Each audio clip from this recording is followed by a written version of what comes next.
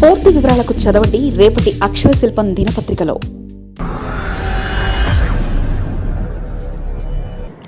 ప్రతిపాదనలు సూచనలతోనే కాలం. ఆంగ్ల రాజధాని కల సాకారమయ్యేదెప్పుడో. చట్టం శిలాశాసనం కాదన్నది వెల్లడి కావడంతో అమరావతి పరిస్థితి మళ్లీ మొదటికే కనిపిస్తుందా? రాజధాని లేని ఆంధ్ర రాష్ట్రంలో పుష్కర కాలంగా అదే అంశం తరచూ రాజకీయ రంగు పులుముకొని చర్చోపచర్చలకు, వివాదాలకు కారణమవుతుంది. కొద్ది రోజులుగా ఇదే అంశం మళ్లీ తెరపైకి వచ్చింది. ఈసారి రాష్ట్రానికే పరిమితం కాకుండా పార్లమెంటుకు పాకింది. తద్వారా దేశమంతా చర్చకు ఆస్కారం ఇచ్చింది.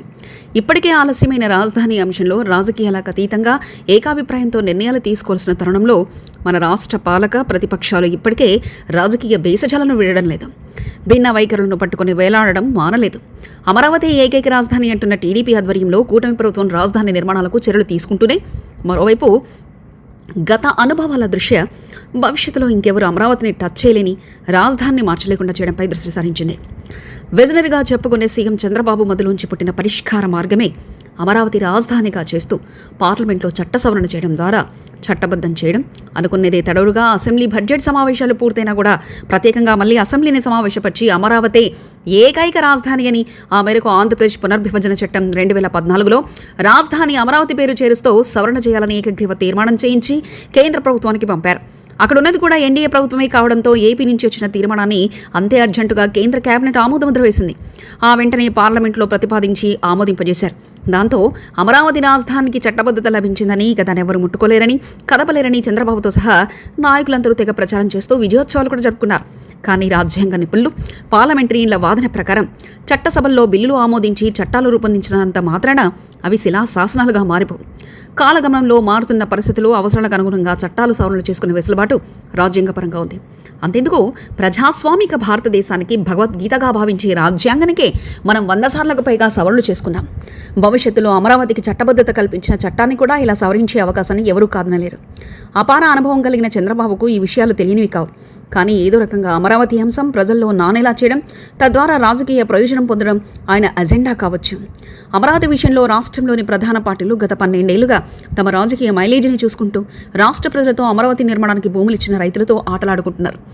ఏటా 3 పంటలు పండే సారవంతమైన భూముల్లో రాజధాని లాంటి కాంక్రీట్ జంగిల్ నిర్మాణాన్ని చేపట్టవద్దని, నీటి వనరులు, లూజ్ సాయిల్ ఉన్న ఈ ప్రాంతంలో నిర్మాణం కూడా క్షేమదాయకం కాదని జస్టిస్ శ్రీకృష్ణ కమిటీ తన నివేదికలో స్పష్టంగా పేర్కొన్న అప్పటి టీడీపీ ప్రభుత్వం అక్కడే విజయవాడ, గుంటూరు మధ్య అమరావతి పేరుతో రాజధాని నిర్ణయం తీసుకుని హడావిడి చేసింది.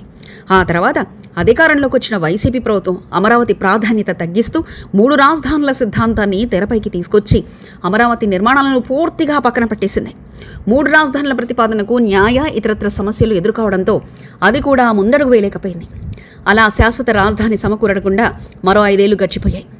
2 ఏళ్ల క్రితం అధికారం చేపట్టిన ఎన్డీఏ కూటమి సర్కారు మళ్లీ అమరావతి రాజధానిని భుజానికి ఎత్తుకొని ప్రమోట్ చేయడం ప్రారంభించింది. ఓవైపు నిర్మాణాలు ముమ్మరం చేస్తూనే మరోవైపు భవిష్యత్తులోనూ అమరావతి అడ్డంకులు ఏర్పడకూడదంటూ పార్లమెంటు ద్వారా చట్ట సవరణ చేయించింది. టీడీపీ మిత్రపక్షాల వాదనకు భిన్నంగా రాజ్యాంగ నిపుణులు మాట్లాడుతున్నారు. చట్ట సవరణ అనేది రక్షాకవచం కాదని స్పష్టం చేస్తున్నారు. వాటికి తోడు ఇదే బిల్లుపై పార్లమెంట్లో చర్చ జరుగుతున్న సమయంలో వైకాపా అధినేత వైఎస్ జగన్ ప్రెస్ మీట్ పెట్టి మరీ కొత్త ప్రతిపాదనలు ముందుకు తేవడం ద్వారా కొత్త ఆందోళనకు తెరదీశారు.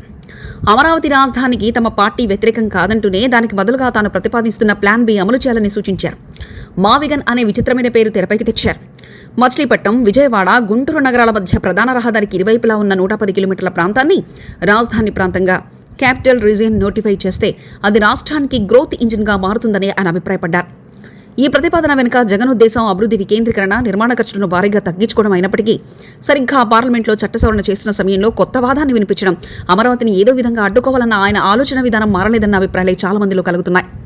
అటువంటి సూచనలు, ప్రతిపాదనలు ఇన్నేళ్లుగా ఎందుకు జనబాహుళ్యంలోకి పంచుకోలేదని అసెంబ్లీలో ప్రస్తావించే అవకాశం ఉన్నా ఆ పని చేయకుండా తీరుగా ఇప్పుడు ప్రతిపాదిస్తూ ఇప్పటికే జాప్యమైన రాజధాని నిర్మాణాన్ని మళ్లీ మొదలుపెట్టండి అన్నట్లు జగన్ ధోరణి ఉందన్న విమర్శలు వినిపిస్తున్నాయి.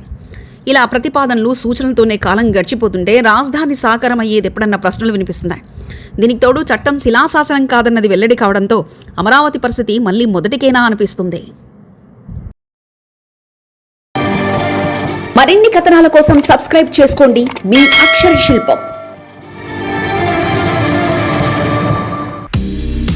పూర్తి వివరాలకు చదవండి రేపటి అక్షర శిల్పం దినపత్రికలో.